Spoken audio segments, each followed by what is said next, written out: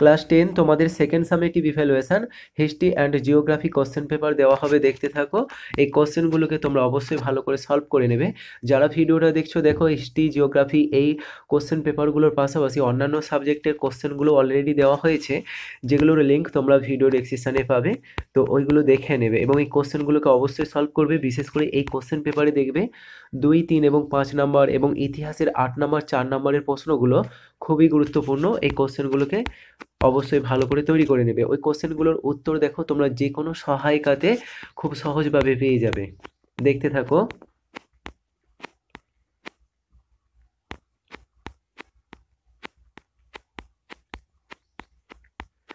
তোমাদের second summative ইভ্যালুয়েশনের question paper এইরকমই হবে। কোশ্চেন পেপারের পরিকাঠামো দেখো। এবার গ বিভাগে 2 নম্বরের প্রশ্ন, মহারানী ঘোষণাপত্রের গুরুত্ব।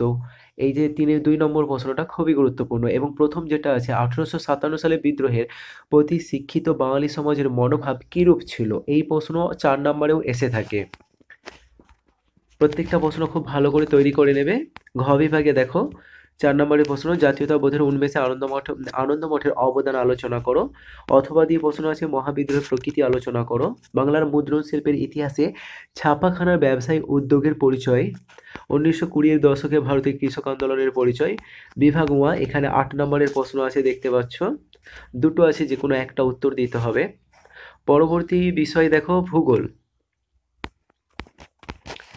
দেখতে থাকো। প্রথমেই তোমাদের ম্যাপ চিহ্নিত করতে হবে।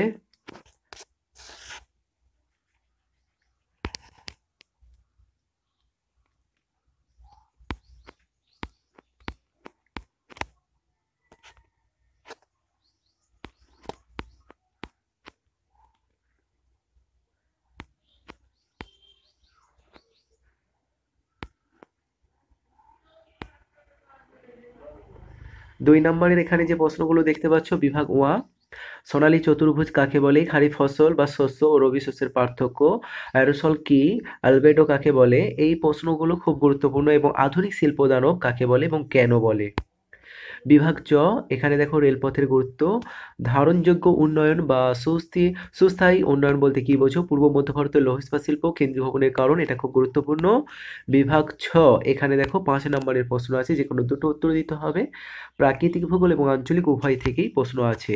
ভারতে ইক্ষু চাষের অনুকূল ভৌগোলিক পরিবেশ, বায়ুমণ্ডলের তাপের তারতম্যের কারণ চিত্রসহ চিহ্নিত, মগ্নচড়া কি, মগ্নচড়া কি গুলি কিভাবে মৎস্য আহরণের ক্ষেত্র হয়ে ওঠে এবং বিশ্ব উষ্ণায়ন কাকে বলে, এর প্রভাবগুলি আলোচনা করো।